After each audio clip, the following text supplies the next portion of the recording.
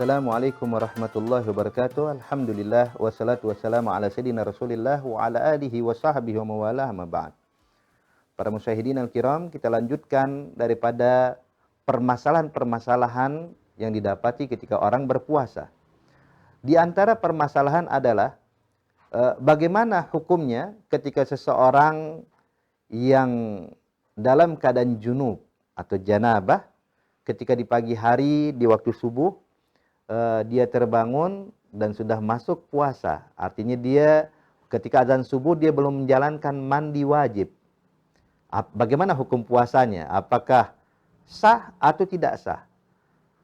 Para musyahidin al-kiram, jikalau dia telah meniatkan, sebab syaratnya puasa wajib yaitu harus tabyitun niyah minal lail. Kalau dia harus memasang niatnya dari malam hari. Adapun masalah junub atau tidak junub, maka itu tidak mempengaruhi sah atau tidak sahnya puasa. Cukup keesokan harinya kalau dia sudah niatkan, maka di waktu subuh dia masih belum mandi juga, maka tetap sah lanjutkan puasanya dan tidak dinyatakan puasanya batal karena dia belum mandi. Jadi tidak mempengaruhi janabah atau tidak janabah. Begitu juga sama halnya ketika wanita di malam hari suci daripada haid atau suci daripada nifas. Dia belum sempat mandi menghilangkan hadas sebesarnya di waktu subuh, maka itu juga tetap dinyatakan sah. Ingat, masalah hadas itu tidak mempengaruhi sah atau tidak sahnya puasa seseorang. Kemudian kita lanjutkan permasalahan berikutnya. Bagaimana kalau seandainya seseorang sengaja memakan atau minum di siang hari di bulan Ramadan? Maka tentunya kalau dia tahu hukum dan dia lakukan secara sengaja, itu hukumnya haram. Haram, tidak dibenarkan di dalam Islam, dan dia kehilangan sesuatu yang besar dari Allah Subhanahu wa ta'ala. Sebab hari-hari di bulan Ramadan, ibadah yang dilakukan di bulan Ramadan, itu tidak bisa digantikan dengan ribuan hari selain bulan Ramadan.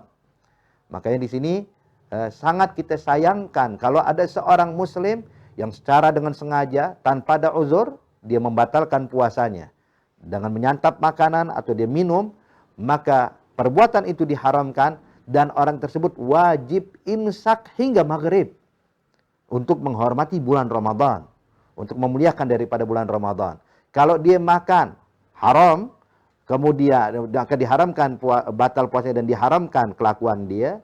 Kalau dia makan yang kedua kali, kembali diharamkan berikutnya, sebab dia tidak menghargai dan menghormati daripada bulan Ramadan. Maka saya ingatkan, jagalah benar-benar semangat ibadah kita di bulan Ramadan. Jangan kita batalkan puasa kita tanpa uzur sedikit pun, ayolah ahbab. Kemudian yang berikutnya, bagaimana hukumnya kalau ada orang yang sakit? Apakah boleh bagi dia membatalkan puasa atau tidak? Dijelaskan oleh ulama, sakit ini ada dua macam ya ahbab.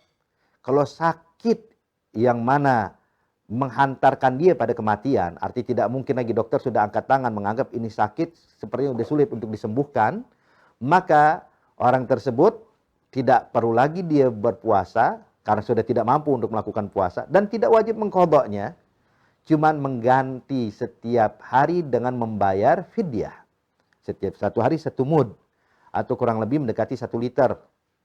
Tapi kalau seandainya sakit yang masih mungkin untuk bisa disembuhkan, ada mungkin dokter bilang insya Allah ada harapan untuk sembuh, maka orang tersebut tidak wajib membayar fidyah, tapi tunggu hingga datang waktu sehat, sehingga wajib bagi dia untuk mengqadha puasanya. Wah, jadi pahami ya ahbab masalah sakit ini tadi. Sama halnya dengan orang tua renta yang sudah tidak mampu lagi untuk berpuasa. Maka orang tua yang sudah tua renta tidak mampu lagi melakukan ibadah puasa, maka jangan dipaksa untuk berpuasa. Cukup kita keluarkan saja atas nama orang tua tadi setiap satu hari 1 mud atau mendekati 1 liter. Lalu bagaimana hukumnya kalau seandainya seorang wanita yang dalam keadaan hamil atau wanita yang menyusui? Kadang kita dapatkan mereka meninggalkan ibadah puasa di bulan Ramadan karena uzur tentunya ya ahbab. Disebutkan oleh ulama, kalau seandainya orang tadi itu seorang ibu yang hamil meninggalkan puasa Ramadan atau ibu yang menyusui tidak berpuasa di bulan Ramadan dengan alasan karena takut akan pribadinya, takut akan fisiknya. Contoh, seorang ibu ini mengatakan, saya sengaja tidak berpuasa karena lemahnya fisik saya. Saya dalam keadaan hamil. Kalau saya tetap berpuasa, saya bisa jatuh pingsan. Atau ibu yang menyusui, kalau saya tetap berpuasa sambil menyusui anak saya bisa tidak kuat untuk melakukan apapun. Saya bakal jatuh pingsan, lemah fisikku, atau datang sesuatu yang membahayakan. Maka kita nyatakan kepada ibu ini, Anda boleh untuk tidak berpuasa, dan nanti ketika selesai melahirkan atau setelah selesai menyusui, maka wajib bagi Anda untuk mengqadha puasa tersebut. Lalu bagaimana kalau yang dikhawatirkan bukan pribadinya, tapi yang dikhawatirkan janin atau anak yang disusui? Contoh seperti ini. Seorang wanita hamil tidak berpuasa dengan alasan kenapa tidak berpuasa? Dia bilang, saya ini fisik alhamdulillah sehat. Cuman janin dalam perut saya ini butuh daripada protein, gizi dan lain-lainnya, dan dokter menyarankan kepada saya untuk tidak berpuasa. Kenapa? Demi menjaga kesehatan janin. Jadi yang saya khawatirkan adalah janin saya. Atau wanita yang menyusui mengatakan, saya ini kalau berpuasa air susu saya berkurang, sehingga anak saya bakal kelaparan. Maka saya memilih untuk tidak berpuasa demi menjaga asupan susu yang bisa melimpah sehingga bisa memberikan minum bagi sang anak. Jadi kekhawatirannya bukan pada pribadi ibu, tapi kekhawatirannya kepada janin atau kepada bayi tadi. Maka yang seperti ini ya ahbab, hukumnya dia bukan hanya wajib mengqadha puasa, tapi juga wajib bagi dia untuk membayar fidyah. Jadi kewajiban dia dua, qadha plus fidyah. Setiap hari 1 mud. Lalu bagaimana kalau kekhawatiran pada keduanya? Ibu khawatir pada pribadinya dan juga khawatir pada janinnya. Khawatir pada ibu dan khawatir pada bayi yang menyusui.